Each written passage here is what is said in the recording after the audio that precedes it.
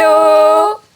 Alors, on se retrouve pour cet épisode 2. Ouh là là, je commence déjà à bégayer, ça commence bien. Comme vous le savez, on parle de créativité, d'idées floues et aujourd'hui de transcendance. De transcendance, et ouais. Et punaise, ce mot ne nous inspirait pas. Hein. Non, ce mot, il nous inspirait pas. En fait, moi, j'avais pas du tout compris le sens du mot. Et finalement, je suis très contente. Bah, moi, il me parlait pas. Toi, mitigé, toi, encore. Hein. Bah, j'ai des pistes. On en discutera, de toute façon. J'ai des pistes, mais c'est l'objectif. Ouais. Mais ouais, moi, il me parle de ouf maintenant, alors qu'au début, pas du tout. Okay. J'ai cru que j'allais jamais rien pouvoir dire, et en fait, j'ai beaucoup de choses à dire. C'est vrai. Bah, ouais. Bah écoute, je pense qu'on va pouvoir commencer à aller dans le vif du sujet, parce qu'on n'a plus besoin de se présenter. Et si vous ne nous connaissez pas, allez voir le premier épisode. Hop, hop, hop. Allez, je donne la définition, et puis tu commenceras par tes points de vue, ton exploration. Ma propre définition. Ouais. Parfait. Du coup, la transcendance, après avoir fait une petite recherche, c'est le dépassement, le franchissement, ce qui est au-dessus. Dans l'art, en général, ça a été souvent associé à Dieu, en fait. Et en fait, ça caractérise une cause qui agit sur quelque chose de différent. Donc on n'a pas le pouvoir sur la cause initiale, c'est quelque chose de plus grand qui agit dessus. C'est quelque chose de supérieur. Voilà. Ok, alors moi j'ai écrit la transcendance, c'est le fait de dépasser les limites habituelles, celles de soi-même, de son esprit ou de son art. C'est un mouvement au-delà du connu, une élévation vers quelque chose de plus grand, plus profond et plus vrai. Dans le cadre de la création, transcender, c'est aller au-delà de la technique, au-delà du regard des autres, au-delà de la peur, au-delà des doutes, toucher une forme d'expression pure, presque spirituelle. Et ça, j'adore. Et ensuite, j'ai écrit, c'est quand la créativité devient une expérience intérieure, pas juste un acte éthique.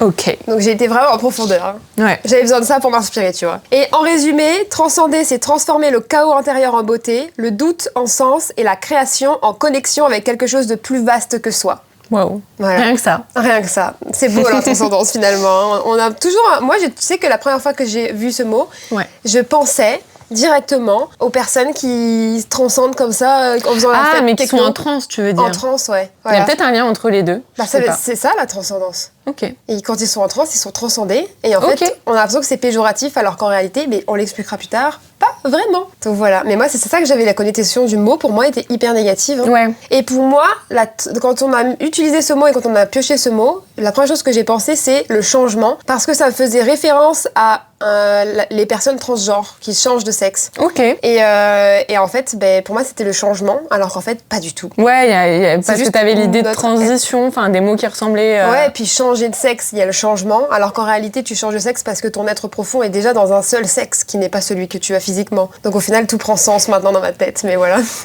Ok, eh ben... Vas-y. On y va. Vas-y. Donc, déjà, moi, je vais commencer cette exploration personnelle par 3 points. Pour le premier point, quand il y a cette idée de transcendance, pour moi, il y a l'idée de ce qui nous dépasse. La dernière fois, Laure avait dit « ça va vite ». Pour moi, transcendance, c'est « ça dépasse ». Donc, l'art, c'est ce qui nous dépasse parce qu'on peut être submergé par la beauté d'une peinture, d'un son, de plein de choses. Mais c'est aussi la façon avec laquelle on interagit avec l'art.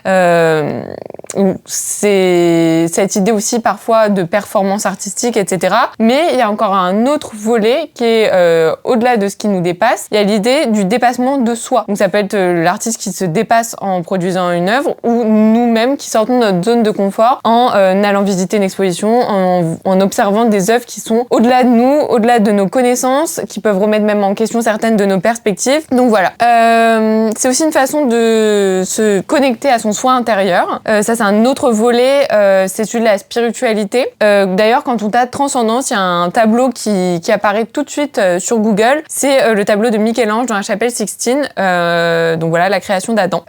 Donc c'est tout de suite un rapport avec la spiritualité, avec ici la religion catholique, mais je pense que ça peut l'être avec toutes les autres religions, toute forme de spiritualité également, autre que religieuse. Donc c'est un deuxième volet pour moi. Et le troisième volet, mais je reviendrai un petit peu quand même sur le premier volet. Le troisième volet, c'est le sublime. C'est un concept qui a été théorisé par les philosophes, par exemple, comme par Kant. Donc c'est une notion philo, mais en fait c'est cette idée d'émerveillement. Voilà, c'est encore une fois le fait de s'en remettre totalement à une œuvre et d'être totalement émerveillé par cette dernière. Donc voilà, et je voulais faire un pont avec ma première idée qui était donc ça dépasse. Et on peut être amené à être dans un moment de flow devant une œuvre. C'est un peu le même processus que quand on fait du yoga et qu'on est dans un état de flow. C'est une sensation que le spectateur ou l'auditeur a. Voilà. Et ça peut être aussi le cas, par exemple, quand on observe une improvisation. Par exemple, c'est le cas de certaines performances artistiques qui sont des impros, la danse, le jazz, etc. Et on se laisse totalement porter par l'artiste, par ce qu'il veut faire, ce qu'il veut dire, là où il veut nous emmener. Donc pour ça, je conclurai avec une petite citation, comme à mon habitude. L'art, c'est quand l'homme ajoute quelque chose à la nature et qu'il la dépasse. C'est Jean-Marie Guyot, qui est un philosophe, qui a dit ça. Voilà, je trouve que ça a résumé plutôt pas mal cette dernière idée. Et Ok, très bien. J'ai beaucoup de choses à redire, mais d'abord, je vais parler de mon rapport... Oula, pardon, micro. Mon rapport à cette partie créative. Alors déjà, la première chose que je dirais, c'est que je pense n'avoir jamais été en transe, personnellement. Je l'explique déjà d'une façon. Je suis une contrôle fric je suis une contrôle fric de ouf. Il faut que je gère tout dans ma vie au carré. Il faut que je contrôle tout. Je déteste perdre le contrôle. Et donc forcément, rentrer en transe, c'est une forme de libération totale de soi et du jugement. Et donc forcément, c'est compliqué. Quand je crée principalement sur les réseaux sociaux en tant que créatrice de contenu. Et donc forcément, je le fais pas pour moi, je le fais pour les autres. Et donc du coup, je le fais pour qu'on m'aime, je fais pour qu'on aime mon art, je fais pour que les gens aiment ce qu'ils voient, pour les faire interagir. Et donc du coup, tout mon art aujourd'hui, il est centré sur les autres, mais je le fais jamais pour moi. Et je pense que c'est ça aussi qui m'empêche peut-être cette partie de la transcendance. Transcendance, ouais. J'ai du mal à utiliser ce mot facilement. Ensuite, oui, je disais que par contre, d'un autre côté, je crée en toute liberté et que mes propres limites, c'est moi qui me les mets en fait. J'ai jamais connu, par exemple, ce truc où tu dois créer avec un professeur qui te met des limites. Jamais. J'ai toujours fixé mes propres limites moi-même, donc je pense qu'il y a une espèce de forme de liberté, mais qui n'atteint pas la transcendance, parce que quand je crée toujours avec les limites du jugement des autres, les limites du doute, les limites de la peur, et j'ai jamais réussi à aller au-delà de ça, et je pense que c'est vraiment un truc top si je réussis à y aller, parce que je pense que ça peut m'apporter une connexion à moi qui serait énorme si je réussis un jour à créer en transe. Mais quand même, quand je le dis aujourd'hui, j'ai l'impression que c'est négatif, alors que non. It's not a crazy, c'est juste la vérité. Et ensuite, je dirais une dernière chose aussi, c'est que quand j'ai commencé à faire du contenu réellement créatif, qui parle vraiment de ma personnalité, qui transcrit vraiment tout ce que j'ai comme créativité, que ce soit visuel ou storytelling par exemple, donc écrite, tout de suite, mes vues, parce que forcément, quand on est sur les réseaux sociaux, on crée pour les vues, on crée pour être le toujours plus vu, que notre art finalement se propage, et c'est rarement le cas. Et justement, avant, quand je faisais du contenu et que c'était vraiment tout sauf créatif, que c'était des trucs vraiment pris à la volée, je fais le tour de mon appart pour montrer comment c'est, et là, j'avais des vues de fou. Depuis que je fais réellement des trucs artistiques, travaillés, recherchés, qui ont du sens, j'ai plus de vues, mais plus du tout. Et pourtant, j'ai dit que je fais ça pour les autres. Au final, les autres n'accrochent pas. Mais en un an, j'ai jamais changé, parce que au final, je suis persuadée que ce que je produis, ça reste moi, ça reste en cohérence avec qui je suis. Et même si les gens reçoivent pas et que je reçois pas autant d'amour que ce que j'aurais voulu, et finalement je reste à produire la même chose. Donc voilà, c'est assez mitigé mon rapport à la transcendance finalement, mais en tout cas j'ai jamais vécu. Mais maintenant je compte bien essayer de le vivre. Je ne sais pas comment, mais je compte bien essayer. Voilà. Ensuite je dirais que du coup la transcendance, si je réussis à l'atteindre, c'est quelque chose qui pourrait vraiment me permettre de me libérer complètement, et aussi de me libérer de toujours devoir m'inspirer des autres, parce que comme je l'ai dit hier, je finis toujours par m'inspirer des autres, et je pense qu'aujourd'hui je m'inspire de ce que j'ai vu sans même me rendre compte que c'est de l'inspiration qui vient pas de moi, mais de ce que j'ai vu et que j'ai oublié. Et ça aussi, je pense que le fait de rentrer en transe, on se connecte tellement à nous, on arrête tellement de se connecter à ce qu'il y a autour, à la société, au code, que du coup on crée vraiment avec juste notre être, au-delà de toute logique finalement. Voilà. Et ensuite, dernière chose, moi quand je crée beaucoup pour du visuel avant du sens. Ça, je pense que c'est aussi contraire à la transcendance, parce que la transcendance, c'est avant tout être soi. Et même si on ne voit pas le sens tout de suite, il est évident pour la personne qui est rentrée en transe, le sens est évident. Et je pense qu'aujourd'hui, je crée avec tellement mon cerveau et tellement pas mon cœur, que du coup, quand je crée, c'est juste beau et ça a pas forcément du sens, même si au final quand je regarde mon contenu je trouve toujours du sens, mais le sens il est quand même assez superficiel par rapport à l'image et à la qualité et à la technique que je vais mettre dans toutes mes créations quoi. Voilà un peu, et puis aussi parce que forcément moi je fais surtout du contenu sur du développement personnel, même quand je mets une marque en avant etc, ça va toujours être en rapport avec moi, avec ce que je pense du produit, donc il y a toujours ce rapport à moi, mais superficiel en fait, ça rentre pas en profondeur, donc ça colle pas à la transcendance finalement. Donc voilà, je pense que ce mot, je le vis pas encore, parce qu'en fait, je viens de le découvrir, clairement, il y a 1 heure et demie.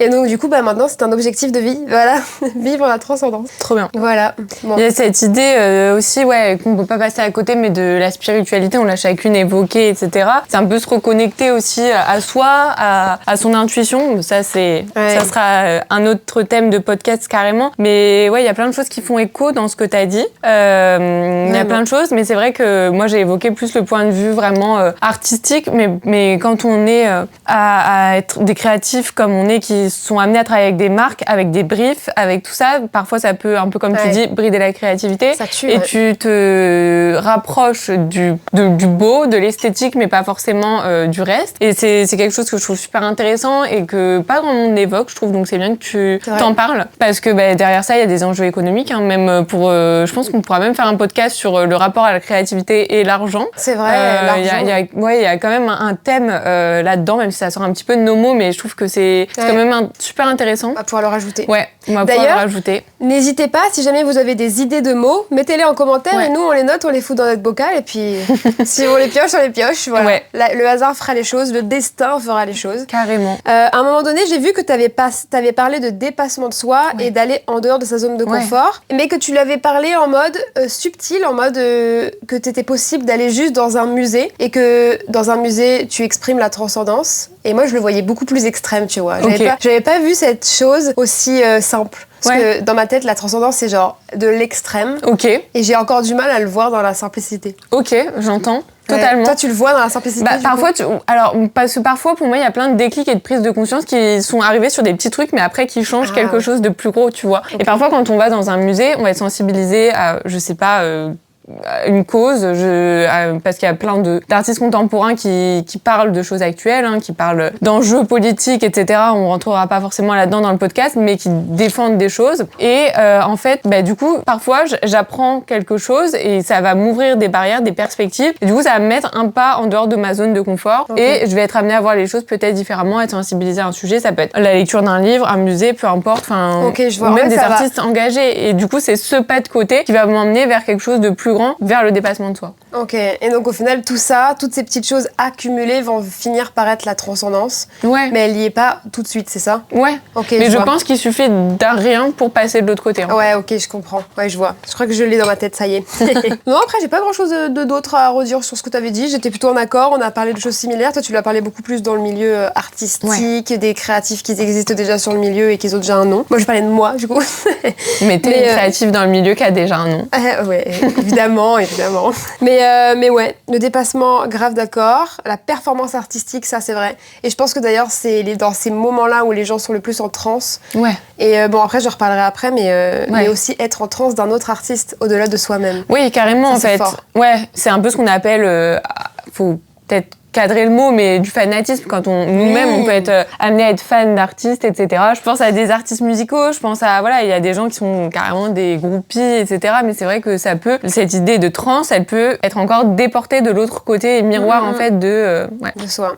Et ça illustre très bien le prochain passage. Écoute, moi, j'ai une question pour toi. Je me suis dit que j'allais te demander, Laure, est-ce qu'il y a une œuvre, quelle qu'elle soit, musicale, artistique, peu importe, qui te dépasse au point de t'émerveiller, qui est hors de toi, ça peut être hors de ta zone de confort, qui provoque un émerveillement, et pourquoi? Ok. Une œuvre... en fait, la première chose qui m'est venue, c'est Marguerite en ce moment. Ouais. Et en fait, Marguerite, je pense le fait qu'elle m'impressionne autant, c'est que je l'ai suivie dans la Star Academy l'année dernière. Je suis attachée assez rapidement à elle parce que je me retrouvais tellement en elle, Ok. Sa façon d'être, sa façon d'agir, sa façon de penser, elle me faisait tellement penser à moi dans ma créativité, sa façon de créer tout un univers autour de sa musicalité très précis, loin des autres au final. Donc du coup, ouais, Marguerite, je pense que c'est l'artiste qui m'inspire. Trop bien. Et c'est même pas... C'est compliqué à expliquer, en fait, c'est juste que je me suis attachée à elle-même avant de m'attacher à son art, et du coup, les deux ensemble, bah forcément, ça match, surtout qu'elle me fait beaucoup penser à moi, en fait. C'est fou, hein, c'est un peu comme... Ah bah oui, il y en a une autre, Léna Situation. Ok.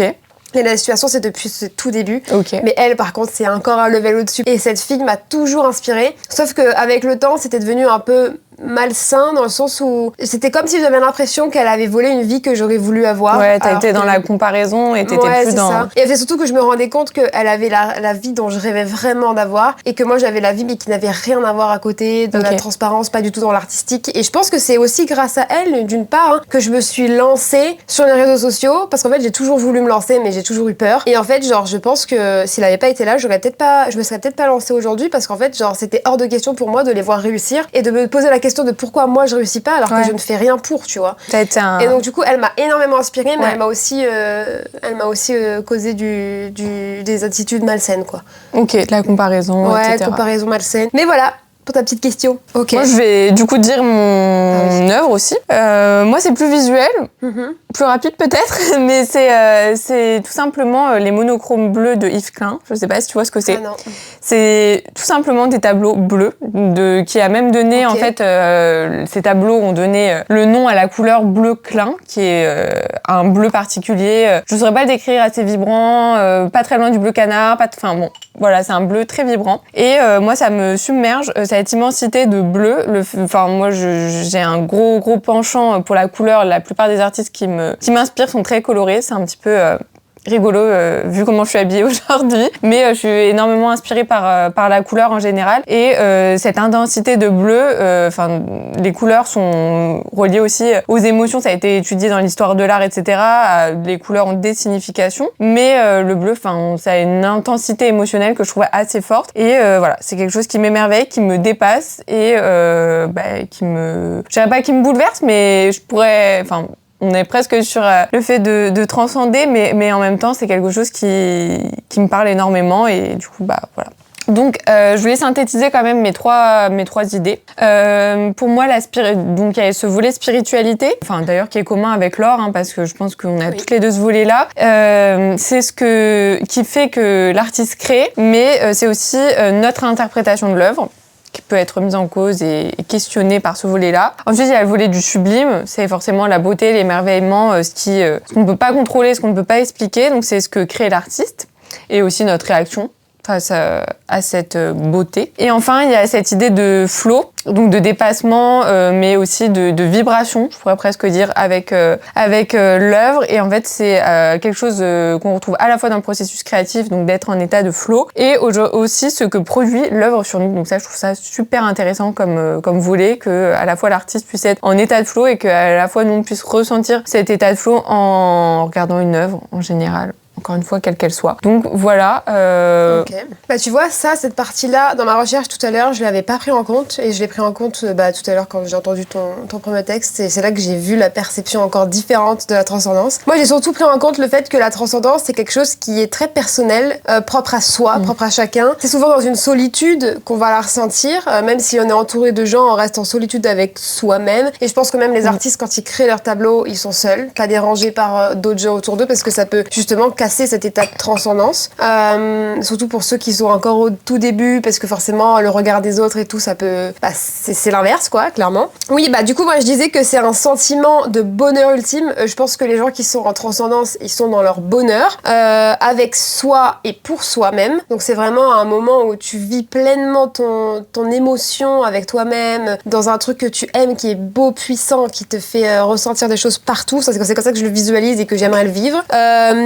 Je pense que... Ouais, c'est ça. J'ai écrit une phrase, c'est une façon à chacun de rentrer en profondeur dans notre art, notre créativité, et en y mettant toute notre personnalité. Ça, je trouve que c'est vraiment la définition pure de la transcendance, finalement. Et donc, du coup, c'est là que je voulais ramener le rapport à un artiste. Alors, c'est pas un artiste que j'admire particulièrement, mais c'est un artiste à travers lequel je vois sa transcendance quand il va créer son art, du coup. C'est Riles. Donc, c'est, pour ceux qui connaissent pas, mais je pense que lui, quand même, pratiquement tout le monde le connaît, c'est un chanteur du coup, artiste-compositeur, mais qui travaille beaucoup, enfin qui travaille que en anglais en fait, même en American. Il me fait ressentir ça parce que dans son dernier album, justement, en fait ça s'appelle Survival, et ça se ressent dans la façon dont il va écrire, dans la façon dont il va communiquer, dans la façon dont il va faire tout son univers marketing, à quel point il transpire son art, il transpire son œuvre, à quel point genre c'est au-delà de juste une œuvre lambda, genre vraiment ça se voit qu'il met toute son énergie et sa vie entière dans son œuvre, et ça va même au-delà de ça parce que pour ceux qui le savent ou pas d'ailleurs, son dernier album il l'a fait parce qu'il a fait une tentative de suicide, et qu'au final cette tentative il n'a pas été au bout parce qu'il a repensé à des choses qu'il avait écrites au final à son art. Donc au final c'est peut-être même son art et son état de transcendance qui l'a sauvé. Wow. Donc je sais pas si c'est le cas, hein, c'est des hypothèses, mais à tout moment c'est ça. Et en fait ça m'a marqué parce que on dit que l'état de transcendance c'est être capable de créer de l'art au-delà des jugements, au-delà de la société, et parler de suicide, parler de survivre, c'est quand même un mot fort et qui est complètement tabou dans notre société. Et lui, il le met en avant, il en parle, il en fait des interviews, il choque ses proches qui n'étaient même pas au courant. Et tout ça, ça me prouve complètement que c'est un artiste qui travaille en transe et qui travaille dans son être profond et qui crée des choses de fou d'ailleurs comme ça. Et je pense que d'ailleurs les œuvres les plus profondes et les plus prenantes, c'est celle-là. Et c'est d'ailleurs que là, maintenant que je vois carrément le rapport à la transcendance inverse, les gens qui aiment cet artiste, les gens qui respirent cet artiste et qui vont à leur concert, parce que même en concert, moi j'ai l'impression que même quand il est sur scène, il est pratiquement en transe tellement il a de l'énergie. Carrément. Et même pas que lui d'ailleurs, tous les musiciens et les danseurs qui l'accompagnent, leurs danses sont aussi, on a l'impression qu'ils sont en transe quoi. Genre vraiment, c'est hyper dynamique, c'est pourtant il y a des chorés, ça se voit, mais c'est des chorés très prenantes, profondes, et en fait j'ai réalisé quelque chose voilà avec ce mot sur cet artiste là, et au final moi je trouve que Riles c'est un exemple parfait sur la transcendance, malgré que de base c'est un état de très grand mal-être, et pourtant il y a cette partie de bonheur mélangée à cet extrême mal-être qui et peut-être même qu'il l'a sauvé finalement, on ne sait pas. J'ai ajouté quelque chose, c'est que pour moi être en transe ça se fait seul, mais je suis sûre qu'il y a des gens qui réussissent à être plusieurs artistes qui vont créer une œuvre et être tous en transe sur une œuvre, et ça je suis sûre que ça existe, mais ça fait un peu sectaire dit comme ça, mais ouais, non, mais je vois que, en fait, on en revient à notre idée de base, en fait, du premier podcast de l'effervescence, où on parlait où je parlais de résidence d'artistes, etc., de ce besoin de bouillonnement collectif, etc. Et je pense que quand on a une idée ou un projet qui est commun, que ça soit dans l'univers artistique, mais ça peut être le cas dans la vie de tous les jours, dans l'univers associatif, quand on a une cause qui nous tient à cœur, d'être amené comme ça à être de façon collective. Et je pense qu'en plus de ça, il peut transparaître quelque chose d'encore plus fort qui vient du collectif en fait. Vraiment, ouais. Ouais, j'en suis sûre aussi. Et du coup, c'est ce que je disais tout à l'heure d'ailleurs, j'ai ajouté que pour moi, être en transe, c'était quelque chose de très péjoratif, et je pense qu'il y en a beaucoup qui écoutent qui devaient penser ça aussi. Quand tu dis... c'est même devenu une expression un peu rigolote. Oui. Je suis en transe, il était en transe. Ça fait référence à quelqu'un de complètement fou, alors qu'en réalité, c'est juste quelqu'un qui n'en a rien à foutre du regard des autres parce qu'il est juste heureux avec lui-même, en train de vivre son amour d'une œuvre ou son œuvre tout court à fond. Et c'est beau au final, je vois les choses complètement différemment, surtout que maintenant quand je vois les fanatiques de musique électro là, habillés tout en noir en train de danser sur eux-mêmes en transe, c'est surtout ça moi l'image que j'avais sur être en transe, et en fait je me dis mais en fait c'est juste des gens heureux, ils ont pas l'air comme ça, on dirait qu'ils sont fous, mais en fait ils sont juste heureux, et je pense que il y a aussi ce rapport à la spiritualité que je voulais parler, parce que moi c'est quelque chose qui m'anime beaucoup en ce moment. J'ai lu beaucoup de livres de développement personnel, j'en parle beaucoup sur mes réseaux, c'est d'ailleurs la première chose que j'ai faite quand j'ai lancé ma chaîne YouTube. Et c'est vrai que dans le fait d'être en transe, il y a ce truc de je veux juste être heureuse par moi-même, je n'écoute plus ce qu'il y a autour, je ne vois plus ce qu'il y a autour, et au final, c'est un peu la quête exacte de ce que je vois. D'ailleurs, j'avais écrit des petites choses, j'ai repris des petites choses, notamment Bon, à voir si ça vous parle ou pas, hein, parce qu'il faut être un peu dans le spirituel pour vraiment y croire, mais moi en tout cas j'ai envie d'y croire. Donc c'est écrit dans les rituels spirituels, soufis, vaudou, chamaniques, le trance est un état sacré, un moyen d'accéder à une autre conscience, à une union avec le divin. Dans la danse, la musique, la création artistique, le trance est le moment où l'ego s'efface. Alors moi j'ai beaucoup lu de choses à propos de l'ego et le fait que l'ego il est juste source et il se nourrit de nos peurs et de toutes nos angoisses dans la vie et à quel point il nous pourrit la vie au final et en société c'est ce qui nous surpasse tout et à quel point il faut essayer de s'en libérer pour vraiment être heureux. Et ensuite c'est écrit ou quelque chose d'autre agit à travers toi. Et enfin c'est écrit c'est aussi l'espace de libération du corps et de l'esprit où tu peux exister sans filtre, sans peur du regard des autres. On pense que les gens trans sont fous alors qu'ils sont juste heureux, qu'ils le vivent pleinement avec leur corps, leur esprit en totale harmonie. Donc au final, c'est juste beau quoi. Wow, c'était ta conclusion? Bah plus ou moins, ouais. Ouais, bah écoute, c'est beau, c'est proche aussi de ce que je pense par rapport au rapport entre l'art et la spiritualité. Ça pourrait être un thème entier, je pense, parce que énormément d'artistes se sont rapprochés de la spiritualité ou se sont inspirés. Donc ça pourrait être un thème à part entière. Moi, je finirais par une citation de Stravinsky et une citation de moi-même. Voilà, pour conclure et pour que la boucle soit bouclée. J'adore. Donc, l'art, c'est la rencontre, en fait, de deux mystères, celui du créateur et celui du spectateur. Je pense que y a dans cette idée de trans quelque chose qu'on n'a toujours pas analysé et donc qui pourrait être relié au mystère. Qu'est-ce qui nous met dans cet état pour une œuvre, pour de la création, pour quelque chose. Et pour moi, la création, c'est l'endroit où le fini rencontre l'infini. Voilà. Ah ouais, c'était très beau. Quelle belle image de fin. Bon bah voilà, hein. Ouais. Je pense qu'on a terminé On sur a fait ce le tour sujet. de la question. Ouais. Je pense qu'il va être l'heure de tirer notre Notre petit mot. notre prochain thème. Bah ouais. Bah ouais, faut bien. Hein. Allez. It's time. Oh là là, cette fois-ci c'est toi qui le tires. Oui, cette fois-ci c'est moi qui tire. Allez, je le mélange bien. Mélange. Ce petit bloc. Je regarde pas. Friction. Oh, la friction. Eh ben. Et ben voilà, ça sera le prochain thème. Incroyable. Trop hâte Ouais. de voir ce qu'on va en dire. En tout cas, merci de nous avoir écoutés. Merci pour ce deuxième podcast. Les choses vont tellement vite. Le premier épisode est sorti au jour où on vous fait ce podcast. On va le partager au max là. On a trop hâte d'avoir vos retours. C'est ça. N'hésitez pas, comme d'habitude, hein, l'adresse mail, l'Instagram, idéflou.